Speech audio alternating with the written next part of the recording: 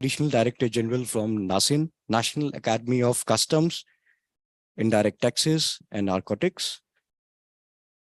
We have Mr. P.W. Ingti, is the Chairman of Meghalaya State Council, Indian Chamber of Commerce. We have Mr. Flo, he's a Program Head from Prime Startup Hub, Meghalaya. We have Ms. Edin Grace Raji, she is Assistant Manager from Sidbi, Meghalaya.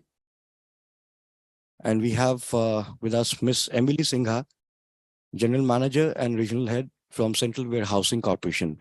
Thank you so much. And I hope our online panelists, am I audible to you? Am I audible to you, Matt? Hello. Yes, yes. Thank you so much for joining us, madam. I would like to start with a token of felicitation. May I request madam to kindly felicitate and request to Mr. Ishanto Shubhapandit, the Regional Director from Indian Chamber of Commerce, to kindly felicitate Mr. Harshvardhan Anand Rao Umre. He's a Regional Director General from National Academy of Customs and Indirect Taxes, Narcotics. Thank you so much, sir, for joining us today. I would like to request Mr. Ishanto Shubhapandit to kindly felicitate Mr. P.W. Ingti. He's a retired IS. He's the Chairman of Meghalaya State Council, Indian Chamber of Commerce. Thank you so much, sir. I would like to request Mr. Ishanto to kindly felicitate Mr. Flo, Prime Head, Prime Startup Hub. Thank you so much, Flo, for all your support. I'd like to request Ishanto Shubhapandit to kindly felicitate Miss Edin Grace Raji. She's Assistant Manager from Small Industries Development Bank of India, Shillong, Meghalaya. I request, we have one more panelist. Thank you so much, Mr. Ishanto Shubhapandit. We have one more panelist.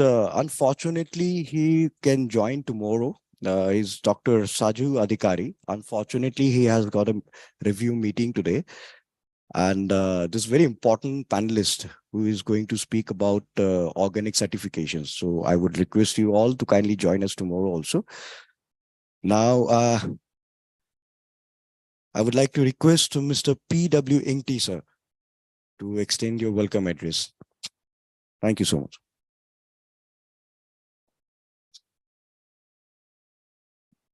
I think the podium lights. Thank you.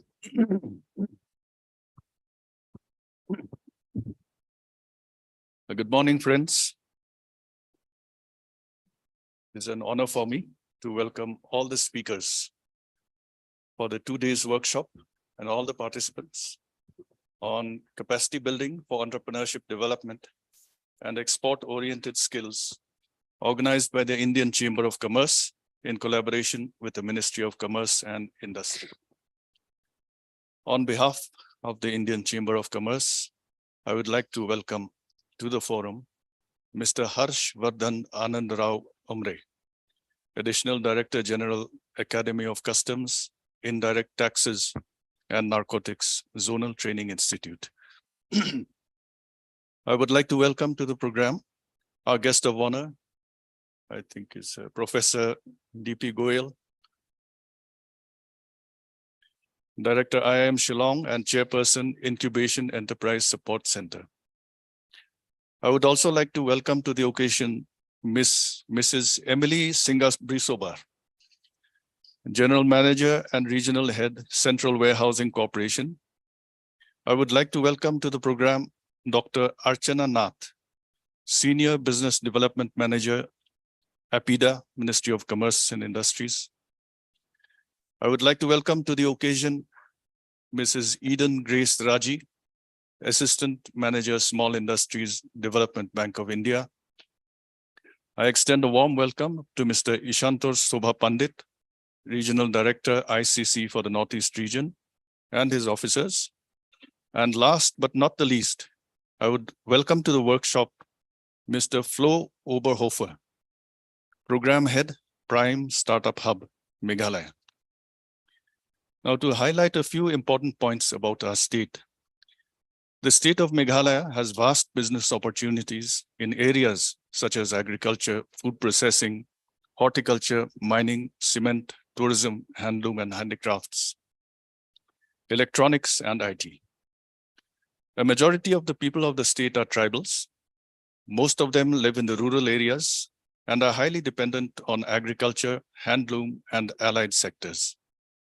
The state government sees promotion of entrepreneurship and need for private sector-led growth as core development strategies for the state.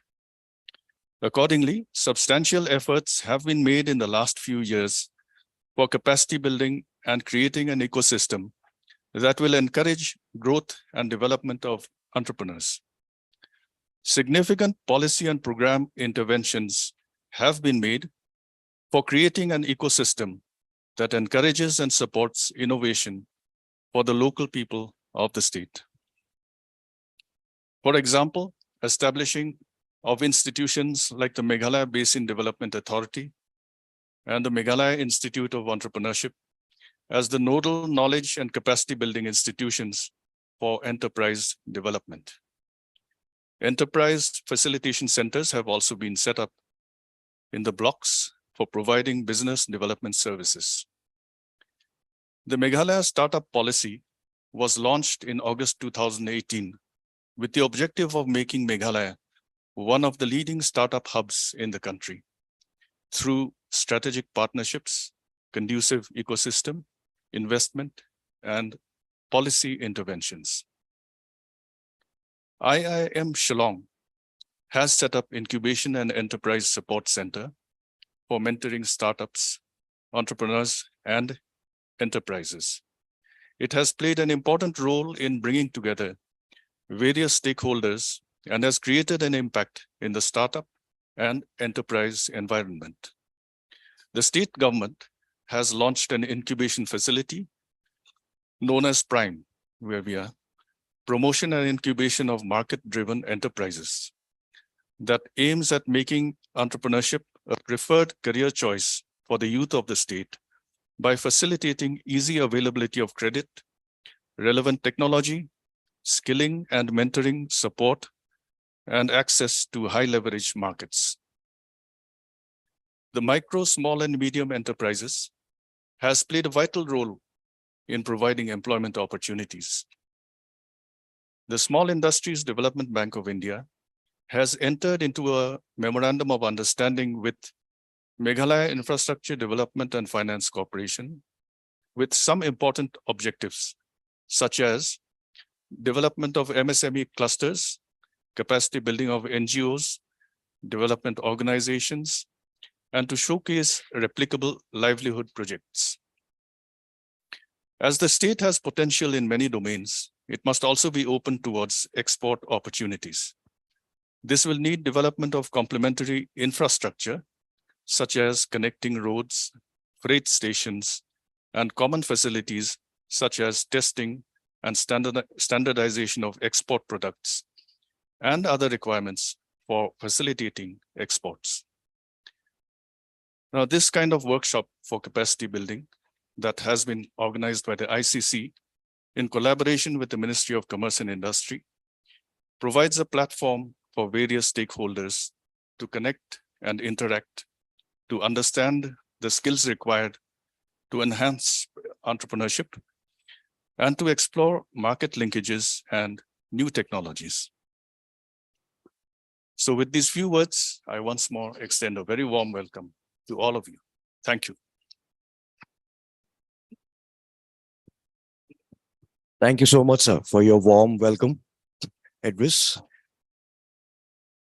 Now I would like to request Mr. Flo Oberhofer, so kindly extend your keynote address, please. Thanks a lot. Very warm welcome to the respected dignitaries. Thanks a lot to the chamber, who made this whole event possible today. And last but not least, obviously, a warm welcome to all of you, entrepreneurs, aspiring entrepreneurs, to our online audience as well. Welcome to Prime. I don't want to take too much time. I just would like to basically give you a short outline what we do at Prime. But I know most of you will already know. I know some familiar faces in here. So I will not talk too much about this. And then obviously also give you a little bit of an overview why these 2 days, today and tomorrow, are important for you to attend and hopefully what you can take from them. So basically what we do at Prime, in a nutshell, we support entrepreneurs, right? So support entrepreneurs like you, support aspiring entrepreneurs to become entrepreneurs. And how do we do that? There's many ways, because entrepreneurs have many demands, have many requests, have many requirements. So there's not only one way where we can say, okay, as an entrepreneur, you need to go this way, then you become successful. It's not like that. Sometimes as an entrepreneur, you need funding, you need training, right? You need exposure visits.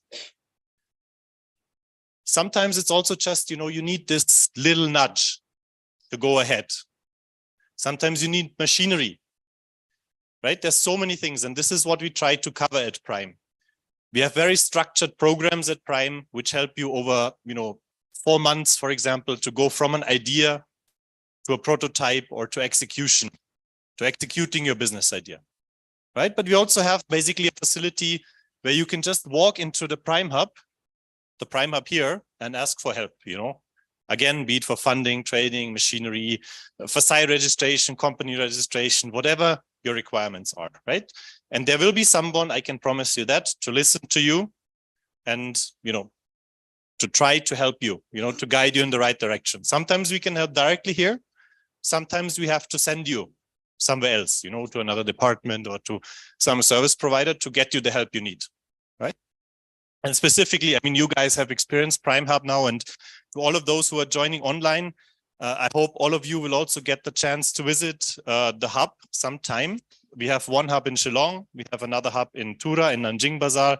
So those who are joining from Garo Hills, I'd also request you to please visit the Prime Hub. We'll also have a new Prime Hub coming up in July very soon.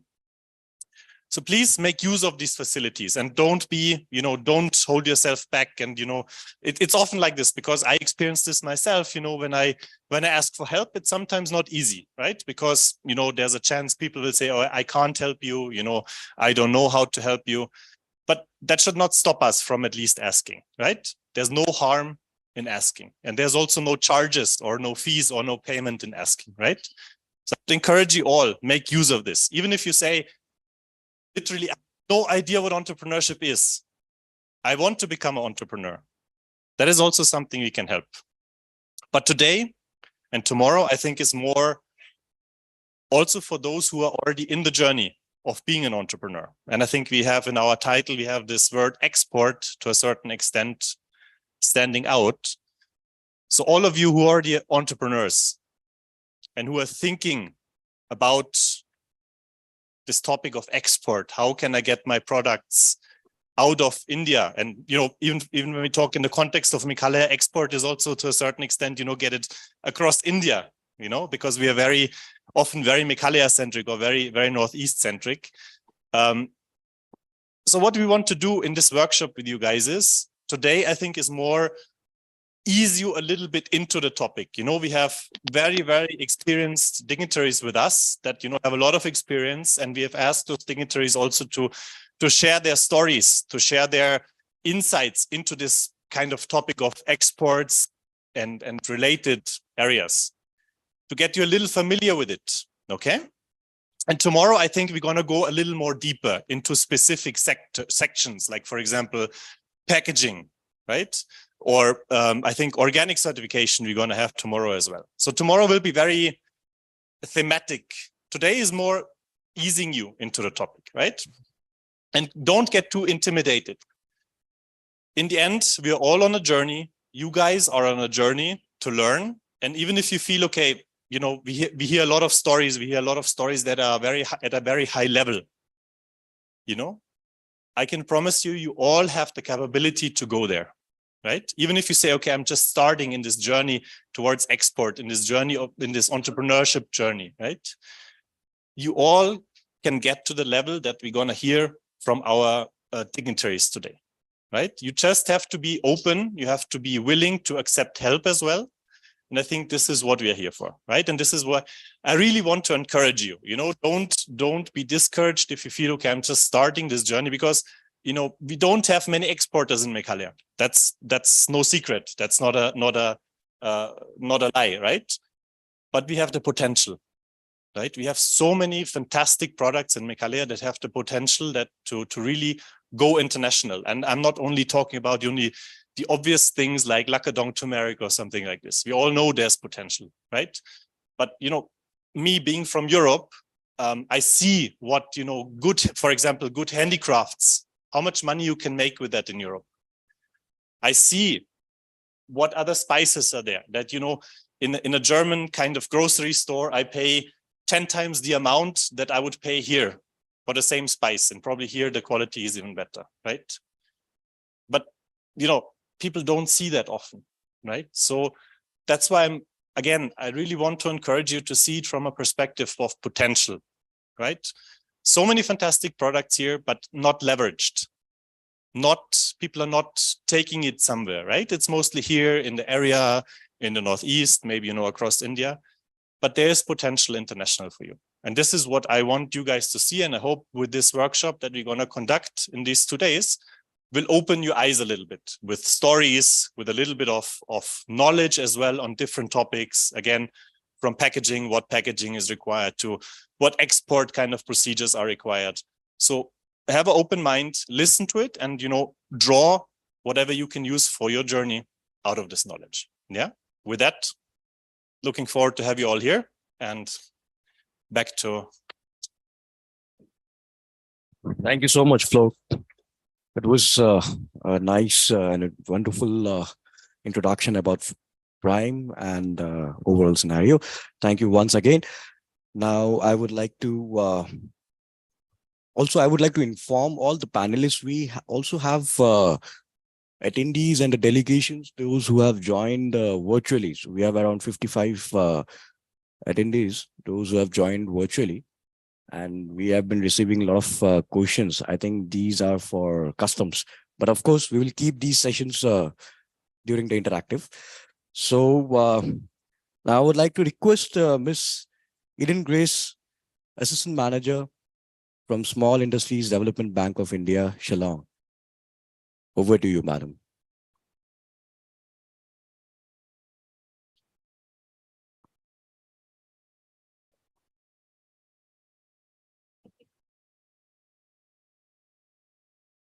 Good morning to everyone who are present here. Good morning to all. Thank you to the organization that has organized this program for entrepreneurship development and export-oriented skills. I stand here on behalf of Sidbi, that is Small Industries Development Bank of India. I would like to share with you a few words to encourage entrepreneurship development in the state.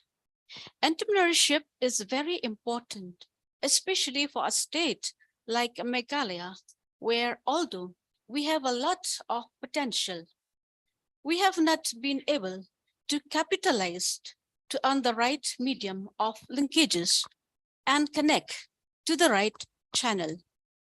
We should understand that entrepreneurship, hand-holding, and a lot of awareness programs need to be started at the earliest, especially for a state like Meghalaya, where we have no dearth of craftsmanship and raw materials. We only need to promote more pieces of training and awareness on the right platform to train our artisans on marketing and branding and using maximum channel of technology for the business promotion. I want to give an overview of MSMEs, that MSMEs are micro, small, and medium enterprises that engage in the service sector of the manufacturing, processing, production, and reservation of goods. MSMEs contribute significantly to India's GDP, and the government's objectives is to raise this contribution to 50% in the coming years. MSMEs plays important roles in economic and social development, contributing to value-added activities, innovation, and inclusive growth through the creation of job opportunities and the widespread presence in both urban and rural areas.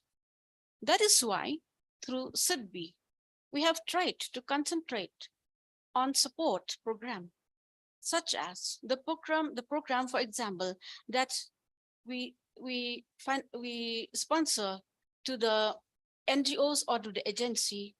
Like we sponsor this MEPP, that is the Micro Enterprise Promotion Program. This program, it was conducted in the Ribhai district in Umsning. This program funding through Sidbi to an organization known as Aid at Action. This program aims to enhance entrepreneurship training for youths of this district. And after the training, these youths were supported to start their own small enterprises. We have also Airy Silt Spinning and Weaving, support by Sidbi through Belfont Community Center.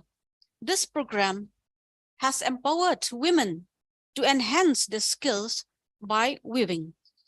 Sidbi has also funded Ramakrishna Mission Sora for establishing infrastructure for imparting skill and skill upgradation, training for cluster development, along with Usha Silai School and many more. Besides these, Sidbi has been instrumental in promoting Stand Up India for new entrepreneurs for SC/ST to start their own unit, Mudra Loan, NLM, that is National Livelihood Mission, and others. Mudra loans, this is PMMY, Pradhan Mantri Mudra Yojana under PMMY. Loans up to 10 lakhs are being provided to the non-farm sector for income generalized activities. Mudra Yojana supports micro enterprises in the manufacturing, trading, and service sector. The program is being implemented by banks. In Mudra loans, we have got 3 types of loans. These, you can start your business, by starting a small loan from the bank. That is, there are 3 types of loan in the Mudra. That is, up to 50,000, we call the Shishu loan. And from 50,000 to 5 lakhs, we call the Kishore loan. And from 5 lakhs to 10 lakhs, we call the Taran loan. So we have another scheme also, like we call the Stand Up India, SUI. Stand Up India, it's a little bigger amount. Stand Up India scheme encourages the setting up of greenfield enterprises by scheduled caste, scheduled tribe, and women entrepreneurs. The objective of the Stand Up India scheme is to facilitate bank loans between rupees 10 lakhs and rupees 1 crore to at least 1 scheduled caste or scheduled tribe borrower and at least 1 woman borrower per bank branch for setting up green enterprise. How to apply to all these loans? Aspirants can visit branch of any commercial banks. There is also another scheme which we call the NLM. That is the scheme. It's a National Livelihood Mission. It is a scheme launched by Department of Animal Husbandry and Dairying Government of India to support entrepreneurship development for rural poultry, sheep, goats, piggery, feed, and fodder. Who can apply this NLM, this National Livelihood Mission? Sector individuals can apply, farmers can apply, the company can apply. in NLM scheme, the entrepreneurs scheme, 50% capital subsidy is provided on capital loans. The subsidy is given in 2 installments, and that amount will be credited to the bank account maintained by them. So I urge the entrepreneurs that they will visit the banks. Don't feel shy, because we know that we cannot ask money from our parents if we want to do something to start our own. We need some fund. So I urge you, the entrepreneurs, visit the banks and ask to get some loan. But if you get the loan, please, you have to repay back the loan. Don't default. If you are prompt in repayment, the bank will call you again. They will give another to extend your business. So I hope if you want any clarification, you can visit our office also. Our office, it is in Montfort Building, Tan Kitty, Shillong. So I hope you all understand what I explained to you at this time. So these schemes really help entrepreneurs to start growing their businesses. Wish you all the best, and please contribute towards a sustainable MSME ecosystem for the development of Meghalaya. Thank you very much to all for listening to me, and wish you all the best. Thank you. Thank you so much, madam, for your detailed description on the various schemes, the financial schemes. And I'm sure during the interactive session, we may have a couple of questions towards you. Thank you so much once again. Now, I would like to request, again, as I said earlier, Dr. Saju Adhikari, who is the Business Development Manager, who you can see on the program agenda. Due to some unfortunate situation, he won't be able to join today. So he's joining tomorrow. So we can have a lot of information on organic certifications and market linkages. To kindly do join us again. Now, we have another very important speaker. She is Miss Emily Singha Presobha. She is a General Manager and Regional Head from Central Warehousing Corporation. And she'll be speaking about the logistic and warehousing management. Miss Emily Singha, are you there? Am I audible to you, madam?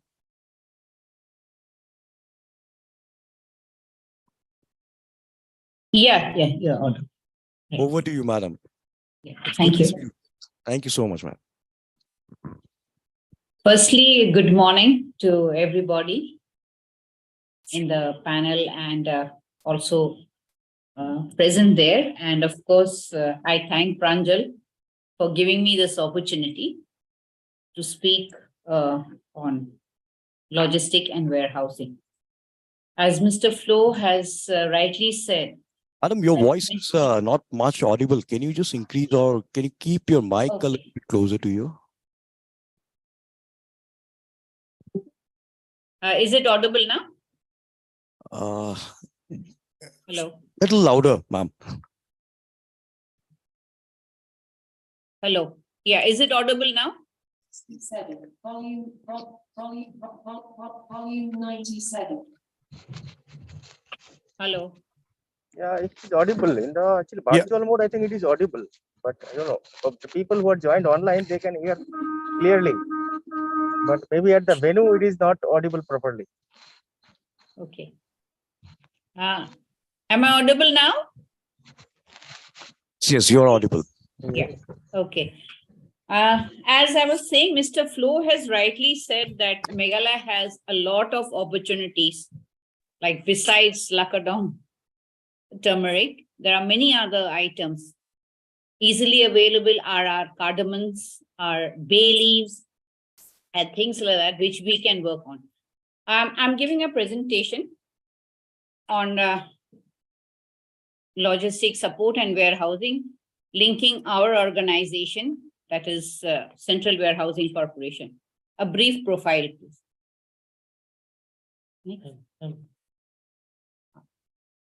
As you see that we are a mini Ratnam organization And we provide reliable, cost-effective, value-added integrated warehousing. We are a complete warehousing logistics solution. We have 440 warehouses across India with 25 CFSs, 3 air cargo complexes, 1 integrated check post at Petropol, and 3 temperature controlled warehouse. In Northeast, we are having 22 centers in 6 states with a capacity of 2 lakh metric ton. And we'll be adding shortly another 1 lakh capacity. Besides storage and handling, we also have bonded warehouses, H&T, pest control services in a big way. We have 19 state warehouses linked to us, where we have 50% of our share. We are the shareholders of 50% equity. These are the warehouses that we are having across. We are present in Assam, in Nagaland, Tripura, Manipur, Arunachal, and Mizoram. And now coming to importance of warehousing, most of you know what is logistics. I won't go much into this.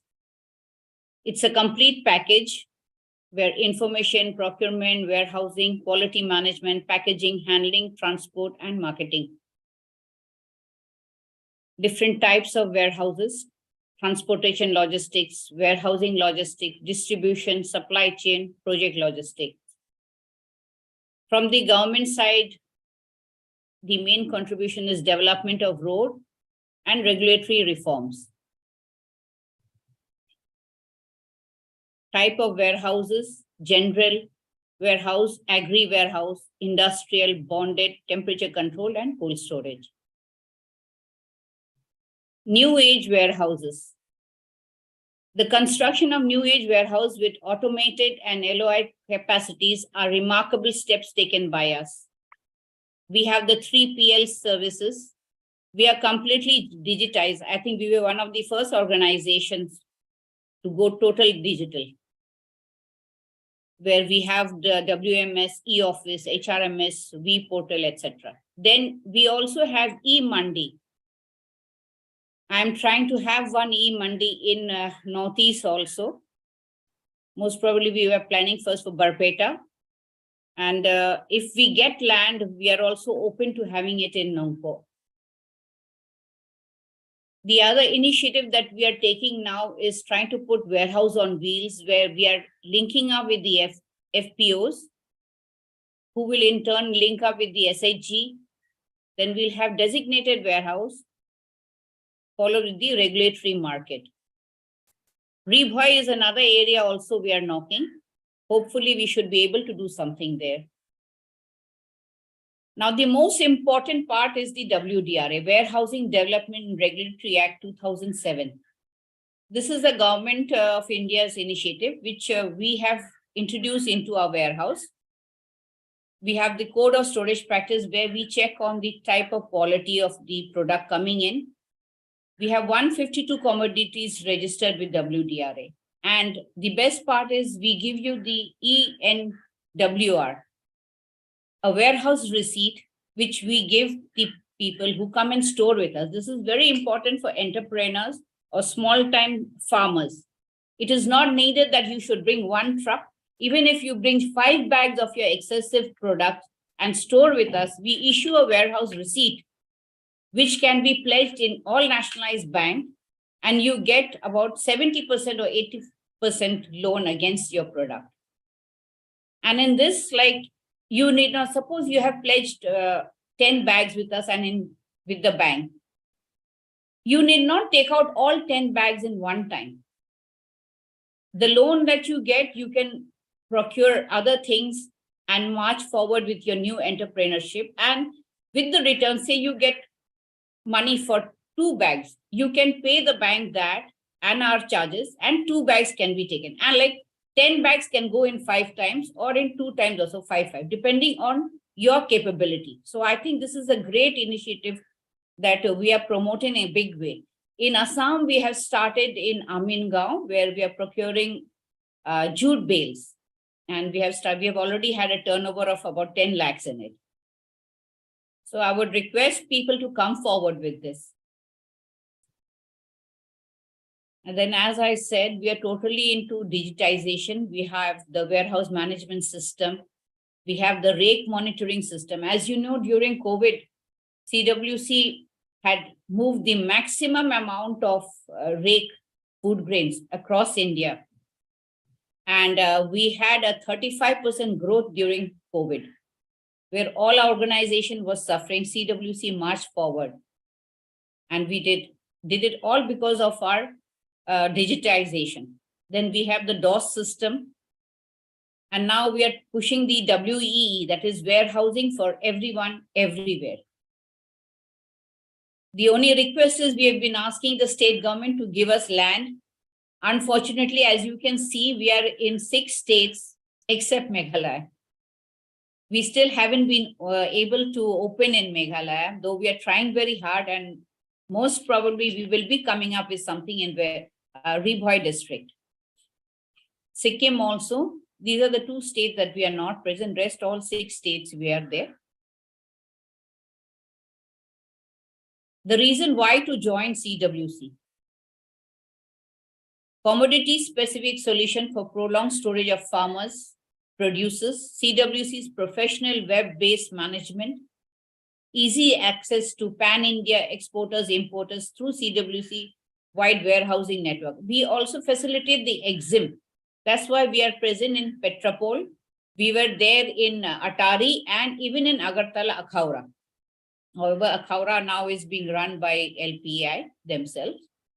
They are planning to, one center is coming up in Dauki. We are trying to get our presence there so that we could help the felicitation of export import in that area. Then equip with complete logistic solution, cost-effective warehousing and HNT facility, banking loans to support the farmers through ENWR. And as I said, we are 100% digital working and services. Besides that, we are the first organization to have the anti-bribery certification also across India. And this is basically in a nutshell about CWC and our functioning. We are open to having you. We are trying to also link up. There was some, recently there was an agricultural meet here in Assam, and some parties did meet us regarding turmeric and other such facility. We are trying to open up a NABL lab also. Recently, we are linked up for certifying your KYC certification through CRL. CCRL.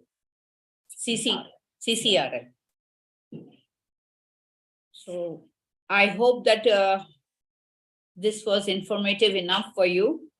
And our website is there, sevacor.nic.in. All the details are available in that. And you're free to contact me anytime. Thank you. Thank you so much, madam. Madam, please stay with us. We have few questions from online delegates, so we can cover up those questions during the interactive session. Right. Thank you so much, madam, once again. Now I would like to request Shri Harshvardhan Anand Rao Umre, IRS, and he's the Additional Director General from National Academy of Customs, Indirect Taxes and Narcotics, NASIN. Thank you so much, sir. Delighted to have you.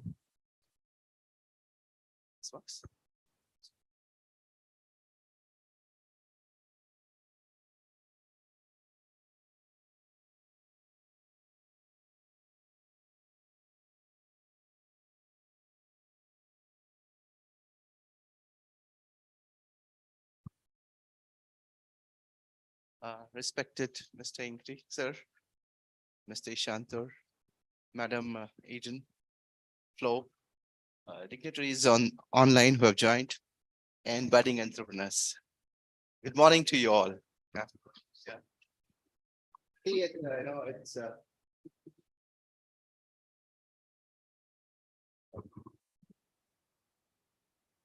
we are here today on a workshop, which I feel is the call of the times, capacity building workshop for budding entrepreneurs. That is the theme today.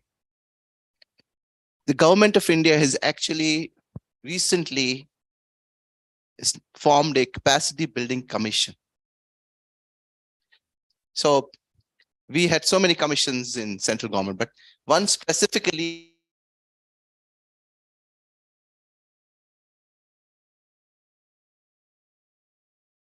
the government of India perceives or to what level it feels necessary to enter into this area and help entrepreneurs, exporters, importers to grade up their skill levels and enhance their capacities to be actually contributing to the economic success story of the nation. So capacity building is indeed a very important aspect of the whole nation. And if we see today here, and why this today's workshop here is so critical. We must have all heard about the Act East policy of the government of India. In fact, the Act East policy of the government of India, which was earlier called the Look East policy, they have now seen the potential of Northeast as a gateway toward the whole of ASEAN countries. And Act East policy cannot just be a slogan or just something on paper unless the Northeast region actually develops.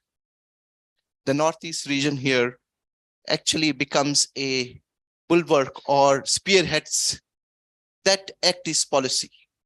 Therefore, there is in recent times an increasing focus by the central government towards this Northeast policy, because it is so very pivotal to this larger foreign policy of acting East.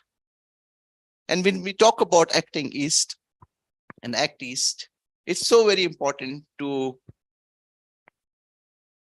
do what we are doing here about capacity building, because unless we develop this region, unless the human capital of this region or their skills are not enhanced, not properly honed up, the Act East policy will not be successful in the way and manner in which the government of India wants it.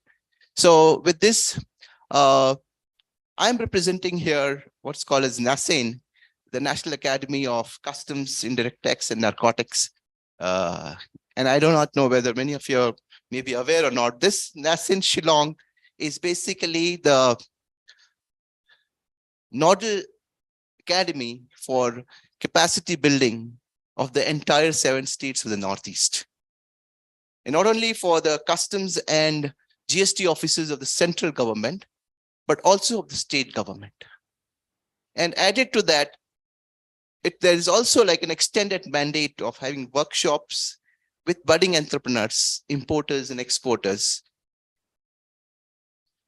So this is what the NASEN is, and this is what from where I come here. And thank you, ICC, for having this workshop and calling us today here. Thank you very much. So today we'll just have a brief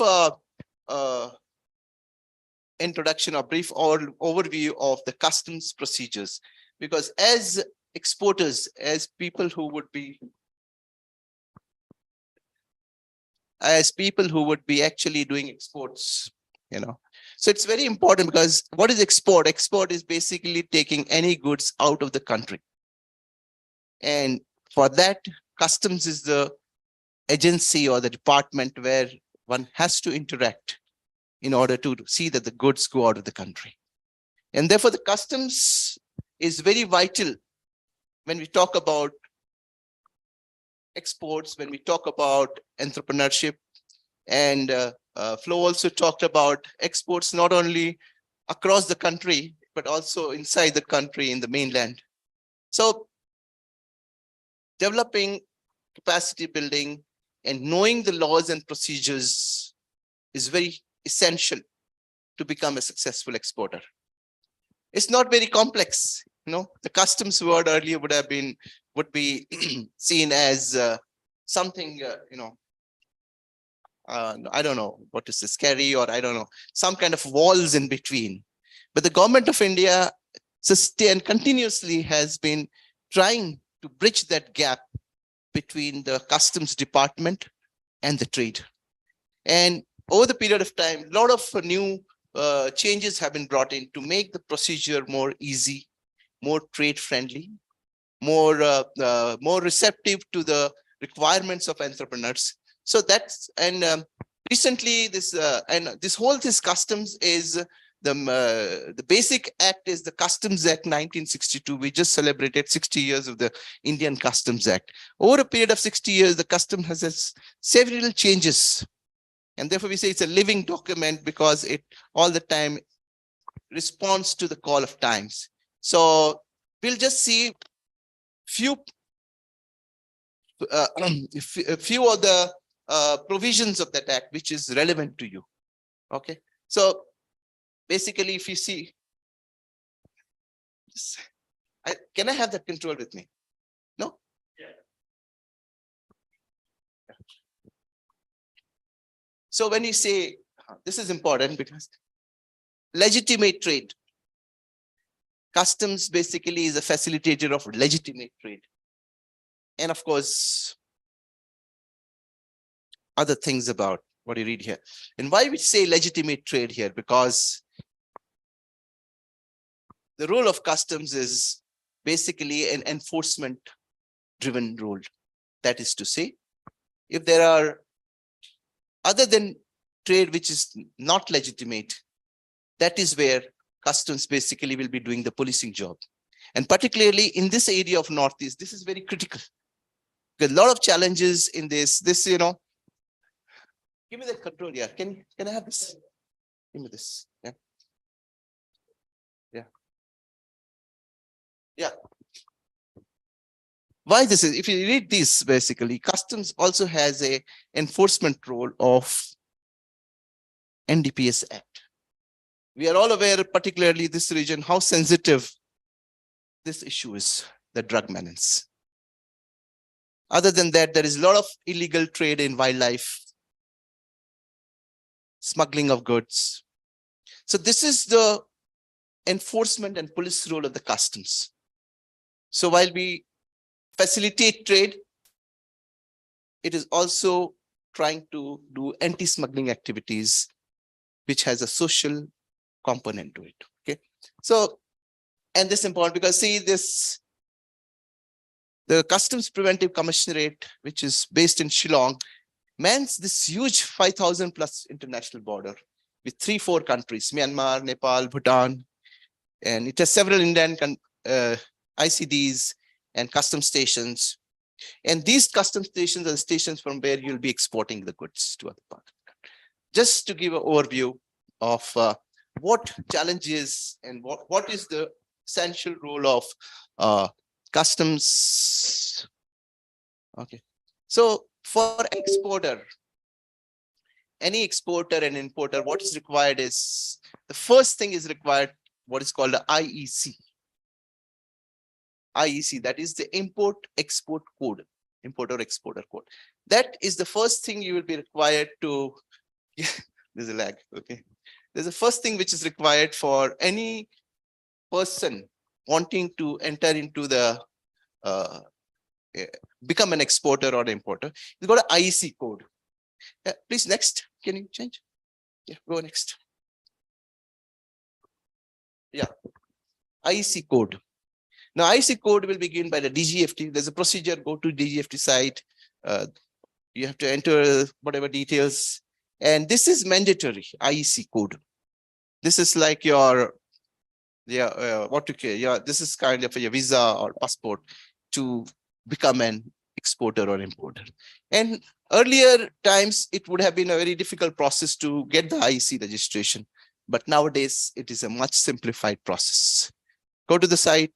I don't have a site here of the DGFT, but you can look at the Ministry of Commerce, maybe www.dgft.gov.in. That would be the general site. So later. Just cancel it. I would like to interrupt in this. Can we just restart the slides once more time because the online viewers not able to see the slides. So in the meanwhile, you can, please. Basically, this is the registration process, which is so important for, which is basically the first thing that you need to have to become an exporter. And the second thing is the GST registration. I think we'll just pause so that you come in the same level. Yeah. Yeah. Maybe we can short down the interactive session. We have few questions one of those is asked, how can I export my products? Because machines for packaging are not yet available. Then we have what are the different policies to adhere for exporting of products, extending services internationally.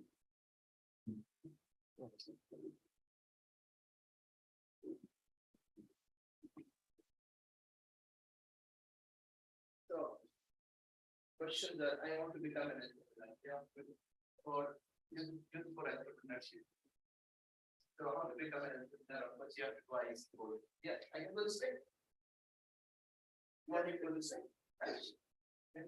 So, this is what for any entrepreneur, I will say, we need an IC code. Second requirement is you have to Please check the camera.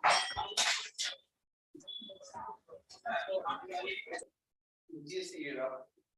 So GST registration is a must for any importer, because that is where you will be able to get your importing goods and you have paid IEC. So you'll be able to get it at GST. For that you need the GST registration. Okay. And this is basically two. You're not audible, please.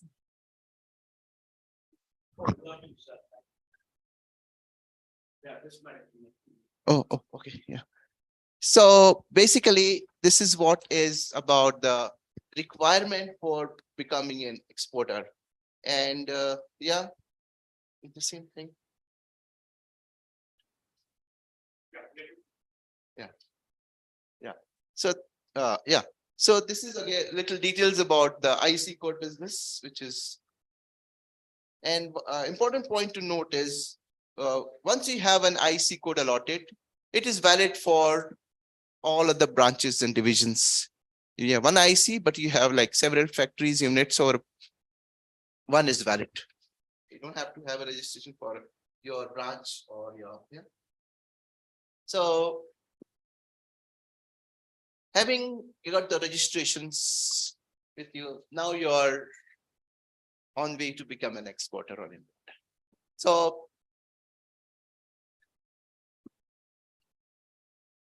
you just look at me, Joy, when I say you just change it. Yeah. So this is the whole procedure for imports. I'll just run through very briefly because I think you all guys are here would be export people, right? So procedure for export and import is largely same. In the, yeah, this is good, So basically, for every importer and export, what you need is for an importer, what is called is a bill of entry. A bill of entry is a document in which you fill in all the details of who is the importer, where you are sending the goods, or in case of importer, who is sending the goods. Yeah. So that document is called a bill of entry. Yeah. So when the cargo comes in any customs port or the airport, yeah, of course, the cargo getting unloaded. Meanwhile, you're filing the what is called a bill of entry. I'm talking about the import procedure. So bill of entry is filed. When a bill of entry is filed, which is all the details of what the goods are, what the value of the goods is, quantity is, from where it has come. After giving all those details, then there is an officer, customs officer, who will assess the bill of entry. Basically, means checking your details, what you're filled in. Mind it, I want to point one thing here, what is called when assessment. Earlier, the whole assessment was being done by the customs officer. But in the liberalized era and with the changing time, what the government has done is it made a self-assessment, meaning if you are an importer, You assess your own bill of entry. You put your value, you put your classification, you assess yourself. Department is giving the, given that owners freedom to the exporters, importers to assess their own document so that it is faster. Okay. And then only what customs will do is we'll just cross verify that whatever value you have given is okay, the classification is okay or not. So generally what declaration is given by the trade, that is accepted by the customs. In case there is a change, if the custom feels that what you put in the value you have put in the assessment in your bill of entry is not okay, then they will ask a query. The value may be revised. There's a whole process for that. We needn't go into that for the time. After the bill of entry is assessed, the goods will be examined, means physical examination of the goods. That is in the docks. And duty payment, that's why customs is here. Government wants money. And after this is over, that's the out of charge. This is the whole, in not very briefly, the process of import of goods. Export is similar. We'll come to the slide later on. Yeah.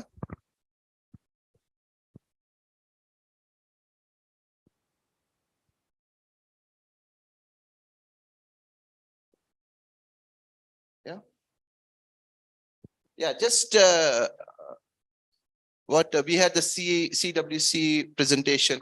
What happens is when the goods come in any docks, when the goods are imported or when you're exporting, they will be in the custody of the custodian. That is the Central Warehouse Corporation, what was just presented before, or the customs port, the customs station. That is where you will be, the goods will be kept till the time the goods are cleared for home consumption.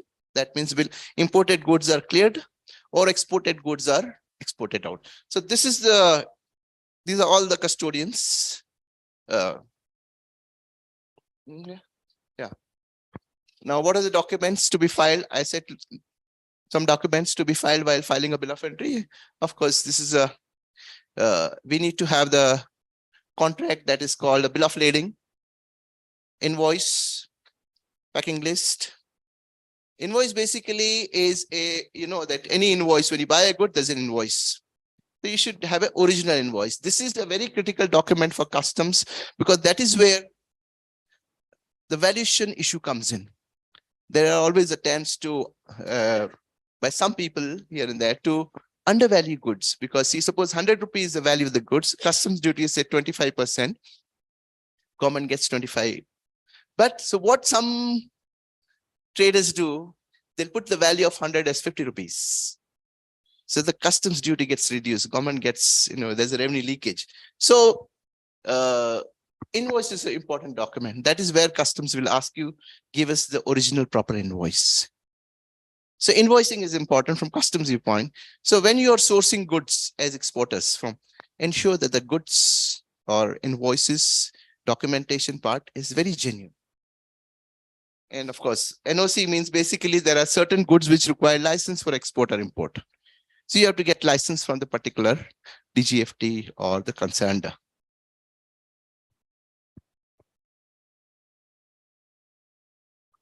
Of course, yeah, we need yet.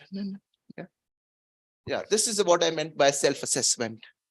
I said you are able to do your own self-assessment, and the customs officer will only check what you have done.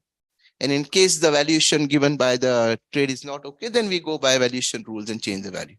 Go to exports. Yeah. Clearance of good. Next. Yeah, export. Yeah. Same thing, because you're an expert, you should pay attention here. Of course, IEC code, as I said, then this is important. Business identification number you get from DGFT. Okay. And important, you need to have a bank account. This is important because when you are exporting goods, government wants foreign exchange remittance. So that particular bank account has to be linked to what you give when you file for IEC code, you have to give the details of a bank account. That is where your foreign remittance will come. Sometime, and that is where government schemes, suppose government has drawback schemes, where you export something, government says you get certain drawback or you get in some incentives.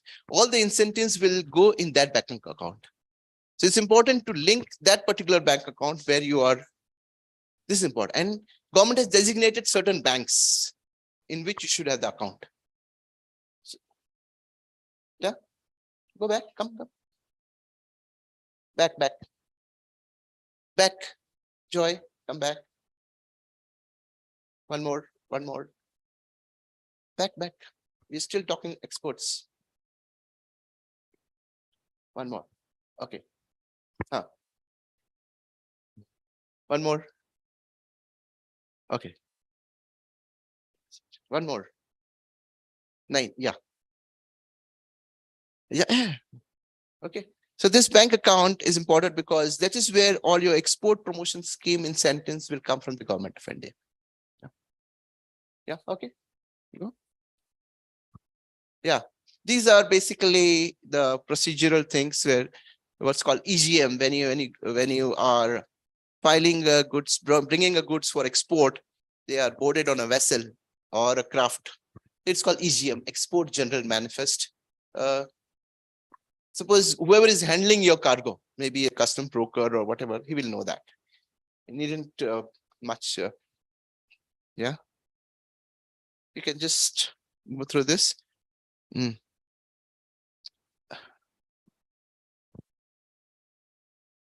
Yeah.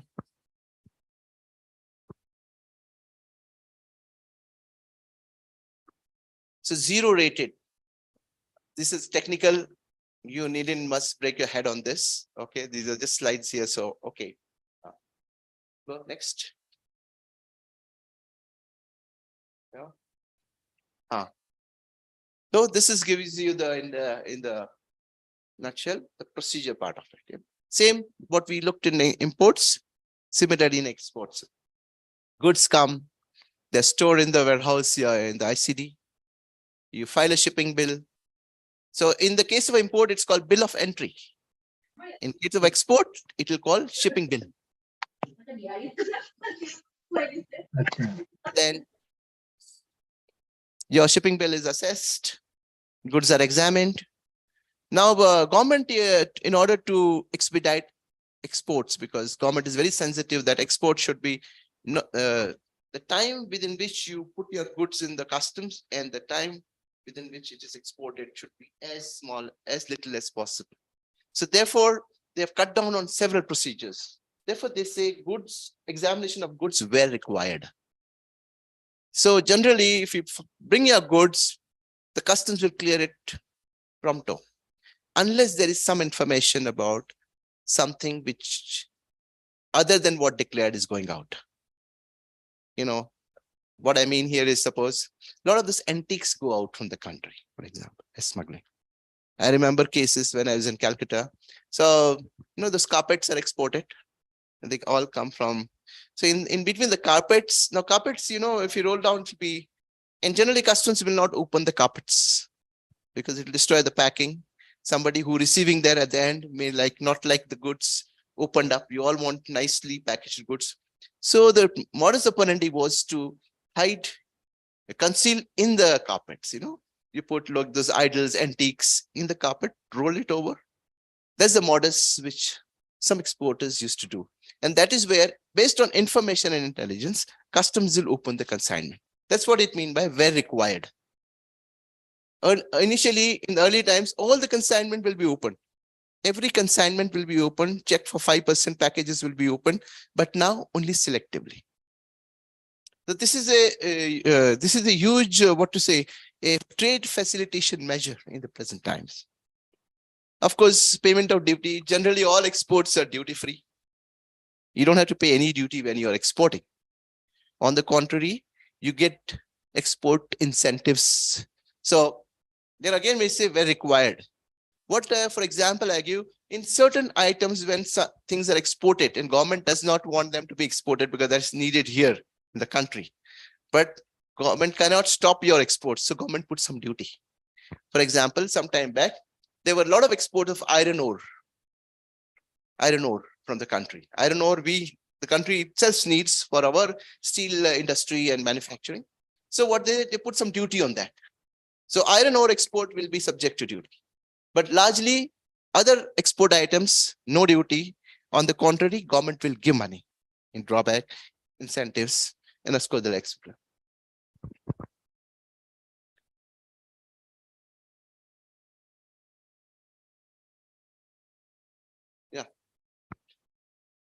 Yeah, this is just, I said what documents are to be filed in the land custom station, EGM, shipping bill. And one thing important here is what is called, you hear the word here, EDI. EDI is electronic data interchange. That means it is a online filing instead of a manual filing. And this is a challenge here. Maybe there's a slide here later on to tell you. A lot of documentation government wants to cut down. You know, in a shipping bill, for example, there'll be 4 or 5 pages, then invoice, packing list, whole lot of things. It becomes a bunch. So government introduced this EDI system for online filing of documents. So all this paper business paper is cut down to expedite the whole processes. But this is introduced in the whole of the LCASs in Northeast in certain places. The project for implementing in other LCASs is underway. There are challenges of what network connectivity or infrastructure, but this is ongoing. In other parts of the country, it has largely been introduced. Like I can tell you, it was first introduced in 99.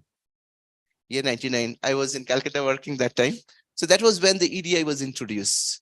And that process, goes on here. And in some of the LCS, I think majority of the LCS, EDI is introduced. And still in other places, you still have to do the manual entries, manual bill of entry, non-bill of entry. Yeah. Okay, how do you file a shipping bill? How do you file a shipping bill? Means whether it is manual, so if it is an EDI shipping bill, so there is, everybody may not have those facility with them, the system facility with them to file a shipping bill. So government has said there is a service center. In every LCS, there will be something called service center. You go there, give your document, they will file it for you. They'll charge some nominal fees. Yeah. So this is called service center where you can find the bill of shipping bills. There's another person, there's a customs agents, CH is what you call, custom brokers. They file it on your behalf. So you don't have to go to the service center. You can sit at your own office. You can depute a person. He goes and does. Those are and this is called RES. This is very interesting. This is called remote EDI. Remote EDI system, RES. We talked about EDI. This is remote EDI is sitting in your office. You can file your own shipping bill. So you don't have to go to the service center, neither the broker. You just have to file from your system if you have the facility. RES. Next. Yeah.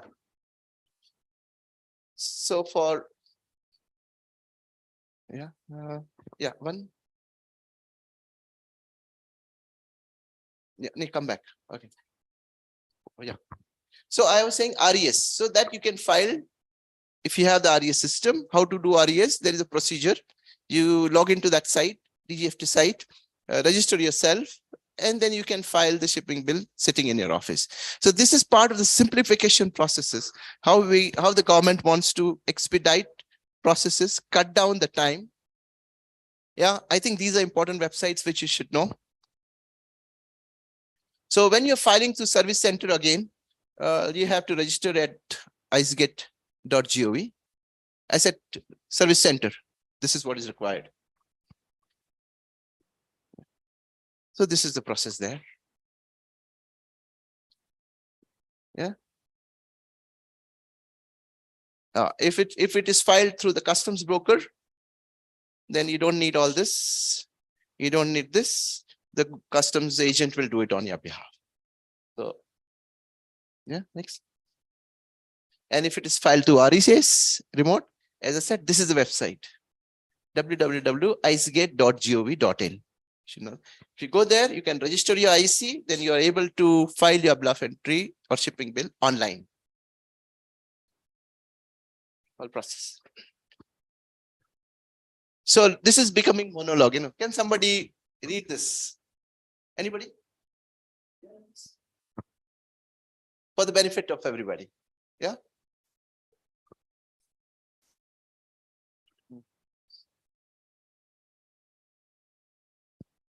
There you come here. Otherwise, it will be so. Okay. This will be just read for everybody. Yeah. Okay, the exporter requires a DSC which is to be further uploaded at the site, and this DSC will be used for e-signing of the documents in e-Sanchit. The process to upload this DSC and e-signing of document is also available at the website mentioned. After uploading and submission of document in e-Sanchit, DRN/IRN number are generated. After generation of IRN/DRN number, the exporter or /importer can file BE/SB using RES.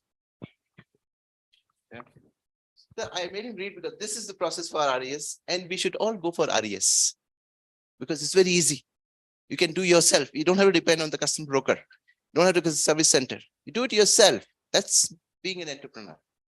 That's how. So this, okay, where are we?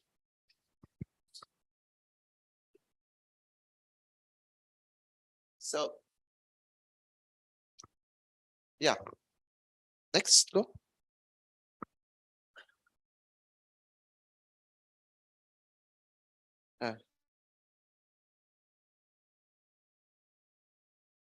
Joy? Yeah.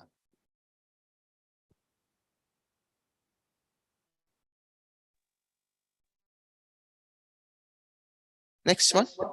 Yeah. So the shipping bills, since we are all dealing in export, there are 4 types of shipping bill. Generally, if you go for when you're filing an EDI, so all this color scheme is not relevant for you. But if it is a manual shipping bill, then there is a band. In the white paper, there's a band on top of it. Dutiable, there will be band, etc. So, but now there is no dutiable. We'll be all exporting duty-free shipping bills. So it's basically a white shipping bill that is there. And these are in, if you, this is important drawback. If you're claiming drawback, this is the important scheme of the government of India. And I'll suggest the ICC to have one, because this time is very constrained and customs is very vast. I'm just trying to run through. But each thing is very important. For example, the drawback. This is very important for exporters. There's several drawback rates for various items. When you government incentivizes exportation. So for example, you're exporting leather, for example, leather jackets or shoes, whatever. Government gives a certain percentage as incentive to their industry. So various items have different drawback rates. So we can have some kind of a workshop for export schemes, incentive schemes of the government of India. Maybe that may help. So this is drawback shipping bill, which will have a green band, and yeah.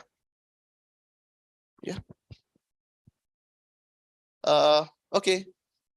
As I said, goods are not generally examined unless this is the whatever circular, but generally it's not examined unless there is the intelligence or information that there is something concealed within.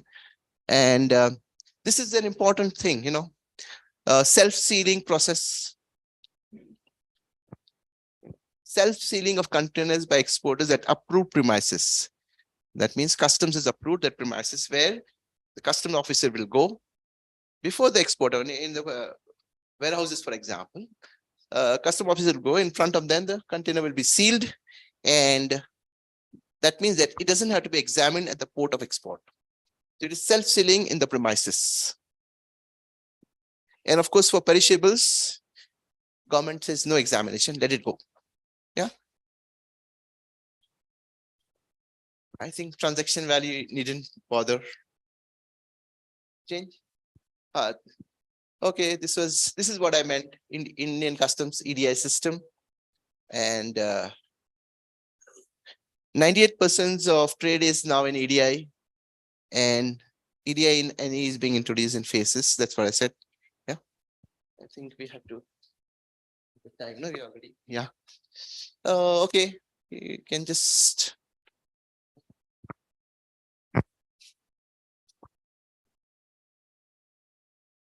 Yeah, this is what the facilitation measures the government of India. They came up with SWIFT, a single window interface for facilitating trade.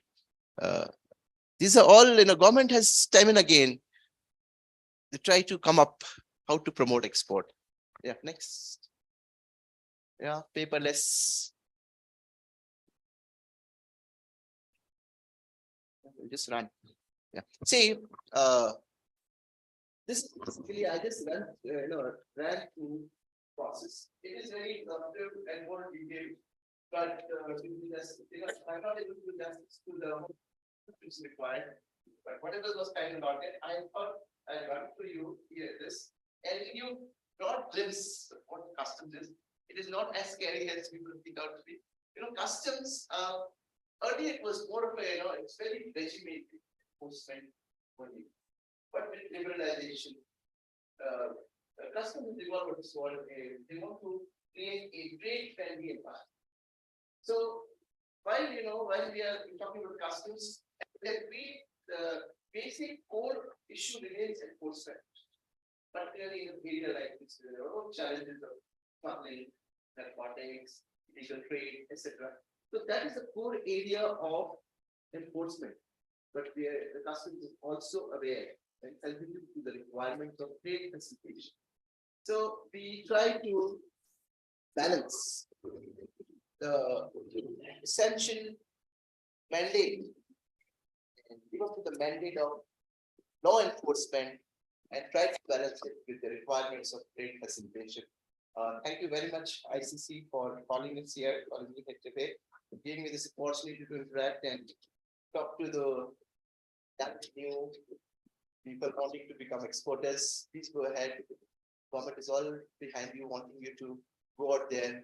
And because when government talks about some billion economy and all that, how it only talks, it can talk only on the basis of entrepreneurs like you. So you are part of the huge big chain of this country. And when we talk about economic development, India rising, India coming up, it is all because of people who have the spirit of enterprise. Thank you. All the best. Good luck to you. Thank you so much, sir. It was a very detailed presentation from your side, and I'm sure we will be able to Focus on more queries now. Quickly going towards a question answer session. Shall we start from physical attendees? Can we have any queries? Yeah, kindly just specify your question is for whom, basically. Hello, good afternoon. My name is Frankie. So I have some question for Sidbi, ma'am. So when you ask about this funding, ma'am, so to the NGOs, right? So NGOs, they should have some, it should be development society or any?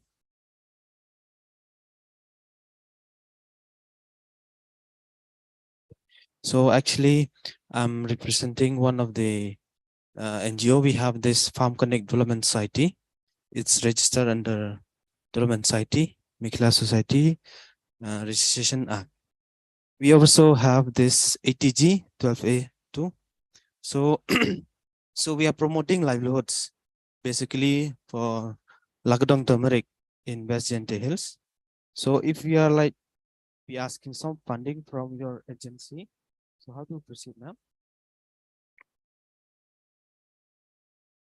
Any kind of assistance, maybe grant or loan or something like that.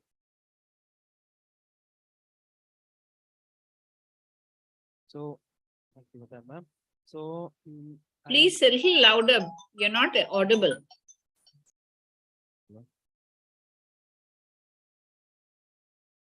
Hello. Yes.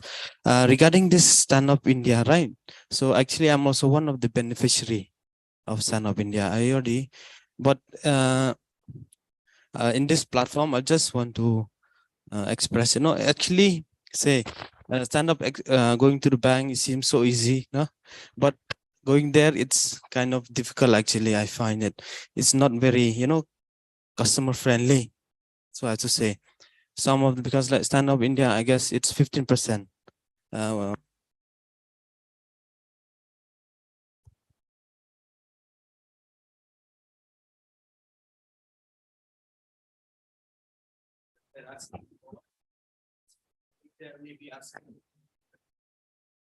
maybe ask what you call it project like now. So what is that? It's not audible.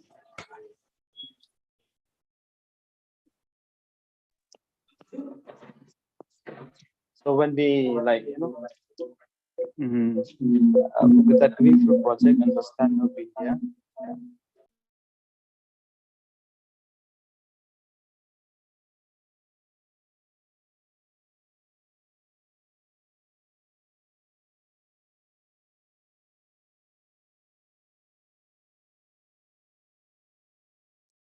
Can you come up to the podium and talk because you're not audible? so Kashmir is low. Hello. Yes, Nisha, can you hear? Am I audible? Anisha? Yeah. Am I audible to you? Yeah. Now it's on. Just hold the mic such a way because you are representing an online and offline. So people are sitting virtually as well.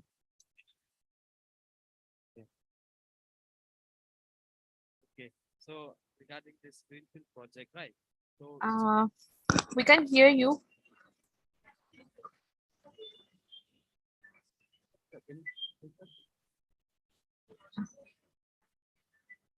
Anisha, can you hear me?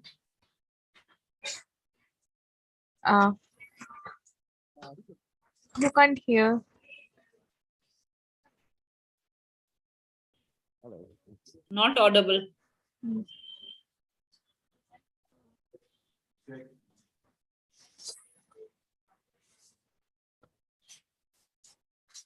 Audible?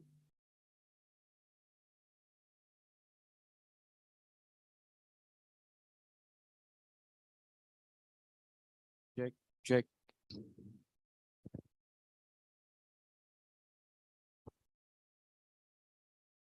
Check, check, check, check, Yeah. Yes. check. Yes. Audible? Yeah. Yeah. Stand. I think this is the right.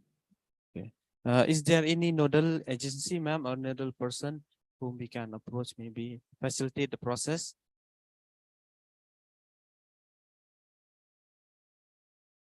Sidbi office. Okay, thank you. Oh, yeah, please. To custom, actually, sir. I don't know, just maybe right or wrong. I'm just asking regarding this. See, sir, this export, right?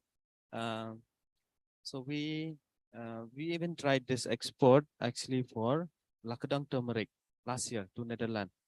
So the things that we have to do through custom agents. So one, because we don't have, like you said, the papers and all. Thankfully, like today I attended the session. I got to learn that there are so many documentation also. We did with one of the agency, actually some private A company. little louder, please. We did one agency from from Guwahati to export to Netherlands for Lakadang turmeric. So I'm thinking maybe this year we'll do it alone, maybe this time. So we already applied for IEC. We already assessed IEC, but the things that again for this Lakadang, they have to go to that plan. What do you call the one? Yes, plan content. So that's kind of difficult. Plus, they're asking for MPOP, something like that.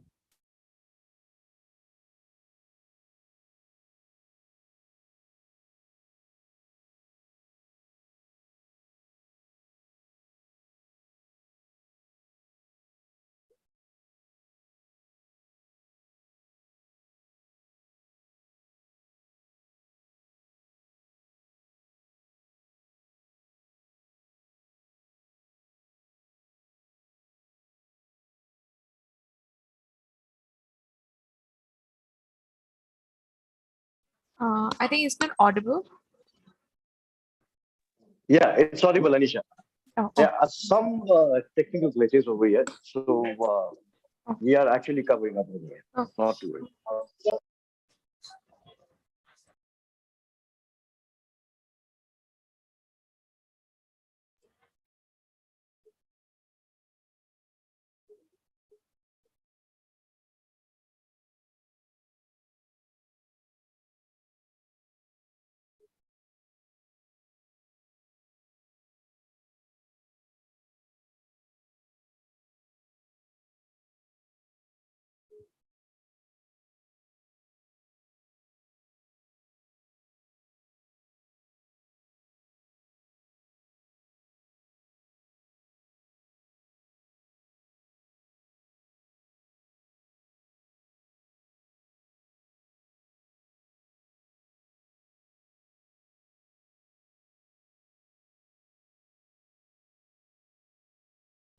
Again, right, we have actually in area from Basjante Hills or East Jante Hills also, yeah, this what you call it, betel nut.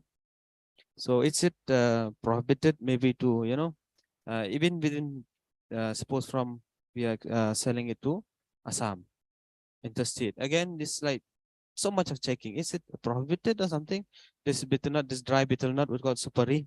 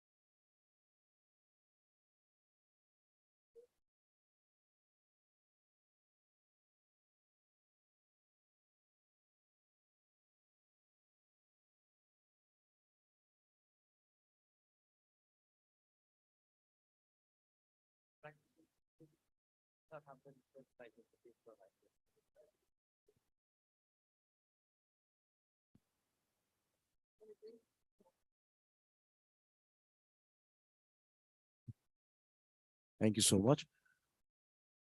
Any other questions, please? Do we have any queries, any question? Right, please. Let me hold it for you. To the Meghalaya government here, also to the customs. I want to know from the I want to know from customs department, what about like cold storage and refer ban in border areas like Dauki or Shela? What are the facilities customs or the central government or the state government providing?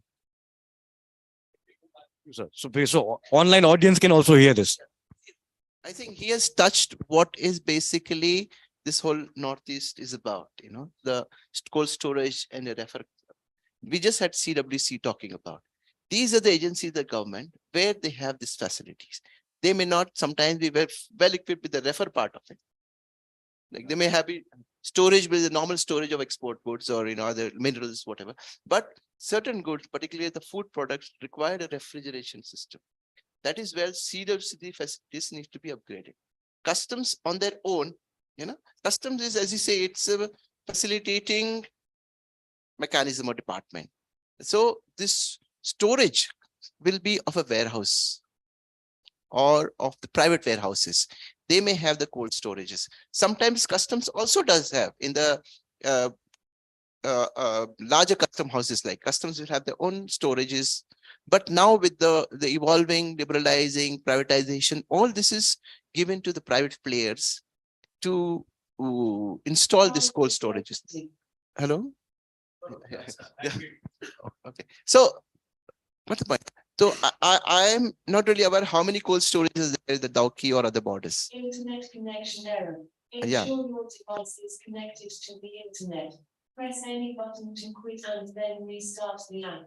Or contact Amazon customer service at www.amazon.com/video. Yeah. So to your query, Rajdi, about yes, refrigerations and cold storage are very critical for exports in this area, because largely it will be food products or this kind of thing. Government will be interacting or with the private players to create these facilities. How many there are at this point of time? I don't have the numbers. I just joined 3 months here, but there's no excuse. There are facilities, but more will be coming up. Yeah. 15th of March, there will be a specific conference on cold storage organized by ICC with support from MOPI in Shillong. So there, your response can be addressed, because there will be specific people coming from the ministry, basically to understand the need of cold storage facilities and also the reefer vans and the facility, the schemes Government of India has. So I think if you can attend that, that will be really helpful. We will send you the invitation. I would like to intervene here. Yes, please. CWC has tried to get into this actually, but the thing is, the product or the quantity was too little to set up, because for us, minimum at least a 5,000 metric ton go down is required to make it workable. But now, as I said earlier, that we have changed strategy. Now we are going in for smaller reefer vans and even smaller storages. We are tying up with the various FPOs to work on it, and hopefully we should have something soon. That's noted. I think just a moment. So like just to add on to your, I visited last year to Dauki, customs, Dauki LCS. So I didn't find any, refer bin. I don't see entire Northeast. No, sorry, entire Meghalaya. I don't see any refer bin. Second thing, I don't find any cold storage in LCS Dauki or either in Shella also. Shella only boulders, limestone, all these things. If we speak about agriculture and all, government has to be very serious. Let it be central government or let it be state government. So many MPs, I won't name, they promised long back that they will set up cold storage, they will do this, nothing happening on the ground. It's a bitter truth, what I'm telling you. Mainly, the produce of Meghalaya are perishable items and all. So it perishes within 3 days, 4 days.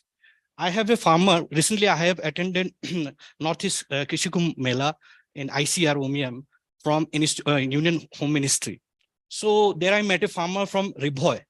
So he has a produce of oyster mushroom, which gets perished within 3 to 4 days. So how to, it has a great value addition in the market. Also 5-star hotel, 3-star hotels, they ask for these things and all. So we have to find a solution, not only in India, even when we export it to neighboring countries and all. So we have to work really, whether it is private hand or government hand, we have to work together in PPP mode. That is my knowledge sharing to you till now. To government of Meghalaya, like representative from our state, I also belong from this state itself. Single window agency. everybody speaks about single window agency. When we really jump into, the exports and imports business, it is a long way. This clearance, that clearance. Even my father was a customs superintendent. This clearance, that clearance, so many hurdles we as an exporter or importer, we will face in coming days. What I mean to say here, the trading license, like unlike in our state, Meghalaya, if I compare with Assam, 2.5 hours journey, everything is done in single window agency. EODB, ease of doing business. Whether it is, any NOC, whether it is like obtaining the trading license on all, or other things, like somebody mentioned about like phytosanitary certificates and the plant quarantine, about all these things. So there are single windows agencies, but in our state, there is nothing like that. We have to knock each and every door, and the time consumption is huge. I for registrations, I'm not talking about IEC. I'm not talking about DGFT. For simple registration of trading license on all in our state, we have to, rub our soul. It took 2.5 years for me to obtain all this documentation and all, so that I can register myself as a business entrepreneur first. Then, like, what my philosophy is, or our philosophy is, to jump into exports and all. So if it can be, ease of doing business, if it can be eased for us, that's it. Thank you. Thank you so much. I think, yeah, we have a very important. Thank you, but I don't represent the government. I'm a retired officer, but anyhow, what you have said is very correct. In Meghalaya, the single window agency, so-called, it is not working as a single window agency. A lot of improvement needs to be done. And I think some pressure has to be put on them through some suitable forums, so that a real single window agency can start working here. For that, there are proposals, but it has been hanging for a lot. You're very correct. Thank you. Noted, sir. So I think we can wind up here. May I request any online delegates, if you have any queries, so kindly mail me your questions so we can share with our dignitaries and answer it to you. And thank you so much for the surprises. And of course, it's a hybrid mode, so we are having Sources for PC, HDMI 1.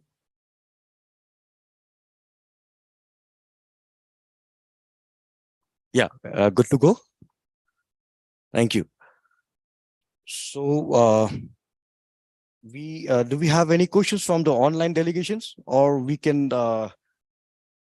proceed for a word of thanks?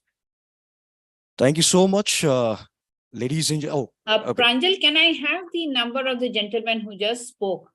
Because we are really looking for the numbers, like what are the product details and how much, so that we can really work on that.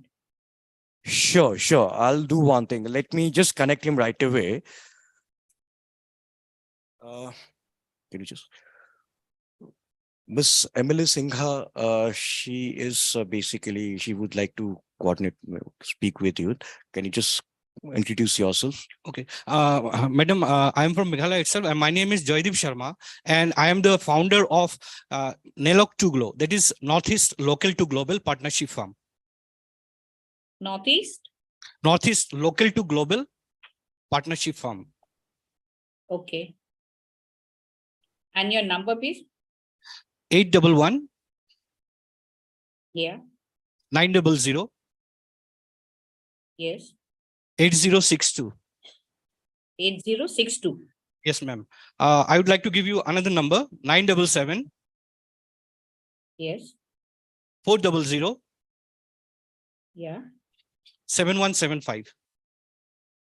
Okay. I'll give you a call with my email, so that we can, because we are really looking for details, So Okay, far, we haven't got the real productivity, but right now, as I said, we are planning to go for these smaller storages. Yes, madam. So therefore, maybe we can get in touch and work on it. Okay, madam. That would be very great, madam. Thank you. Okay. Thank you. Thank you so much, madam, for intervening. So I think we have gained something from this workshop. Yeah. Of course, of course. We would like to. Okay. These are the calendars.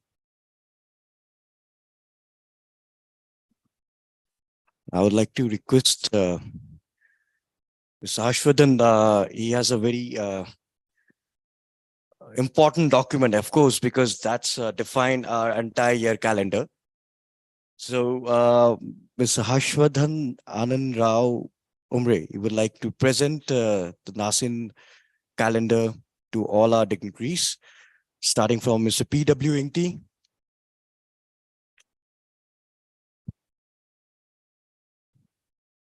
Miss Erin Grace Raji.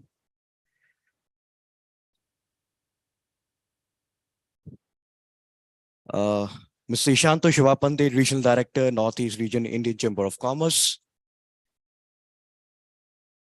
Mr. Flo Oberhofer.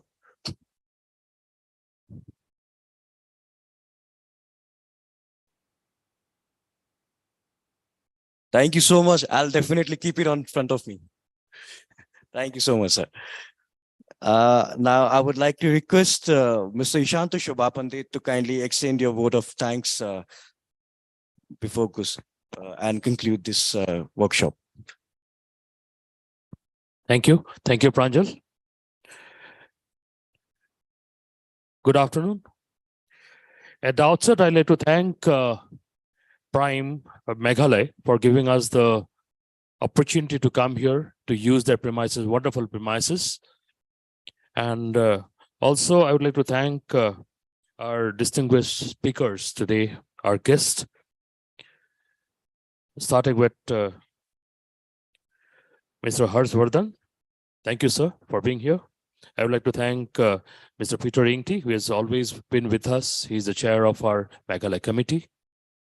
I would also like to thank Mr. Flo, who is the program head of this Prime thing. Thank you, Mr. Flo. I'd also like to thank Mrs. Emily Singha, who has joined online. Thank you, ma'am. Mrs. Eden Grace, thank you, ma'am, for joining us. Also, our lovely audience, delegates who's present here today, online and offline. I just want to stress upon 2 points because we have been doing these seminars and conferences. That's a routine, regular activity. So it's very important that we identify the right product. Suppose we wanted to be an entrepreneur, whatever maybe the product category you are dealing in, it's very important that we identify the right product, which has got a national demand and also an international demand. Second very important thing is, suppose there are some products which are very good, but there is no continuity of the supply. So there is no point concentrating on those products. There are certain products which are very good, but it's very hard to collect in one place. So we need an aggregator. Because for export or to go to any of the market, you need a product category which is continuous, where it requires a continuous supply of product, where we need a proper space or a place which can be where it can be aggregated. So I'll just give a small example of the Naga King chili, which happens to be the hottest chili in the world. But there is a technical problem where the gentleman has rightly pointed out about the cold storage. How to export it to any of the, forget about exporting, how to send it to Assam or to any of the northeastern states per se from a far-flung area of Nagaland, because the life of the product is very short. So whether we concentrate parallelly on that particular product, parallelly thinking on the technical know-how, how to preserve that product, keeping the same pundency level while it's in Nagaland or in Assam or in the shelf of Walmart in US. So I think those things need to be considered before identifying the product and thinking of exports. That is something one. Second is, in spite of a product being very good, the product is not selling in the market. The demand is very less because of the packaging. packaging gives the appeal of the product, it adds value to the product. So it's very important that we concentrate on the packaging which is of international quality if we are thinking of exports, if we are thinking of a better price of the product, we need to concentrate on a better packaging of international standard. Lokarang is doing very good, but we cannot really bend on only one product when we talk about a state like Meghalaya. There are ample products and opportunities which are there, which we need to work on. That is second. Third thing, which is very important, we are fortunate enough because we have got a geographical advantage of being in Meghalaya or being in Northeast. Why I'm saying so is, we are more closer to Southeast Asia than to Delhi. We have been talking about we are close to Southeast Asia, we are close to other nearby countries, China. Physically, we have drove down from Delhi to Thailand last year, just before COVID. What we have felt is the driving time and the distance from Delhi to Guwahati and the distance from Guwahati to Bangkok is much less. So we are more closer to Southeast Asia, where it has got a ready market. Myanmar, Bangladesh, Nepal, and Bhutan. Each and every product is required by Bangladesh, starting from rice to each and every product. There are LCSs in place, but there are no entrepreneurs. How many of you have visited Bangladesh? You 2, 3. So we are so close. We are so close. Assam has got a Eastern High Commissioner's office where we can really have the visa there. Why we are not going to Bangladesh and try to find out if the product can be or we can do any business there? But Bangladesh is doing business here. Very unfortunate.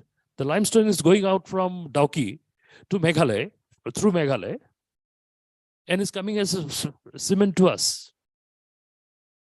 So let us try to explore. It doesn't cost much. Do a good research. Try to take leverage of the border the border countries. Otherwise, what will happen is tomorrow or in the coming days, Myanmar will open up. The trilateral highway is going to start up. The construction is in the last phase, maybe another year. I'm talking about Tamu More border, where the trilateral highway is joining.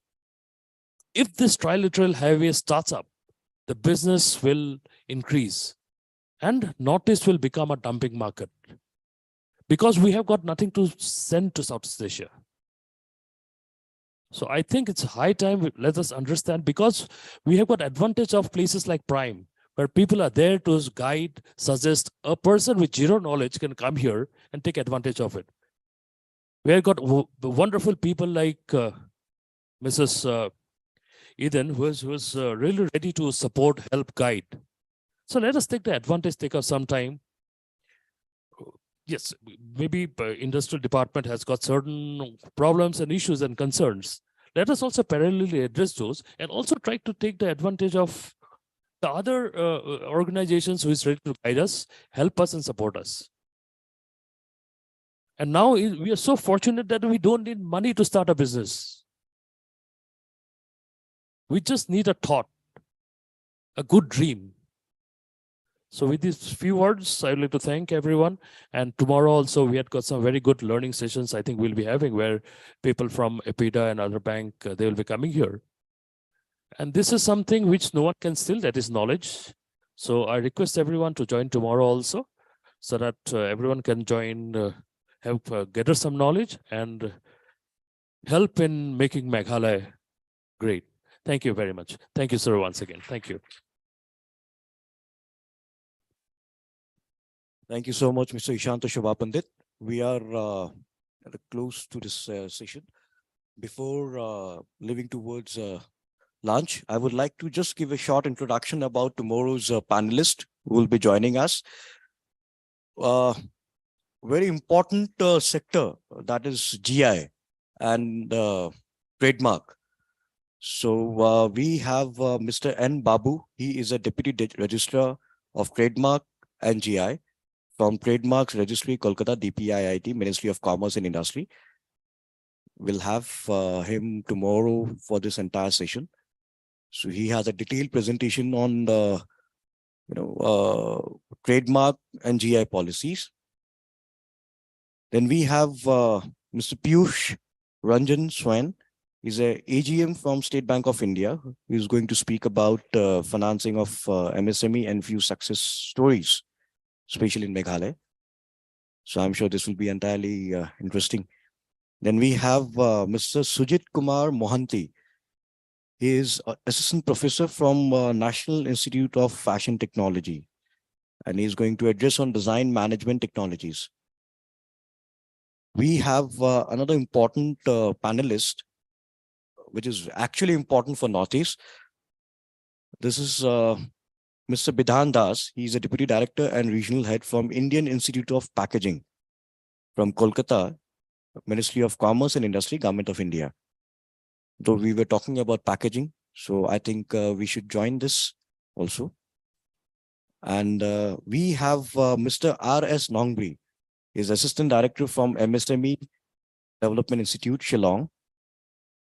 Nowadays, MSME is very important, especially the Udyom GEM. Why? Because of MSME development, because there are a lot of schemes are there under Udyom and GEM. So we should know what are the benefits lying up under Udyom and GEM. Then we have Dr. Saju Adhikari. He's Business Development Manager from APEDA. And he will speak about organic certifications and market linkages, which we always require. So I request you, all the delegates and online delegations, those who are present today, so kindly join us and let us utilize this platform. Thank you so much, everyone. I would like to extend my thanks to all the dignitaries present today. Thank you so much, everyone, sir, madam. And of course, Miss Emily, madam, thank you so much for joining us. Thank you so much, Miss Anisha, for helping us and grilling up for technical measures. Thank you so much. Thank you so much, my colleagues. Thank you so much, Prime, for supporting and giving us this platform. Thank you very much to all the dignitaries and delegates who has joined today. Would like to close up the session here. Let us join for the lunch.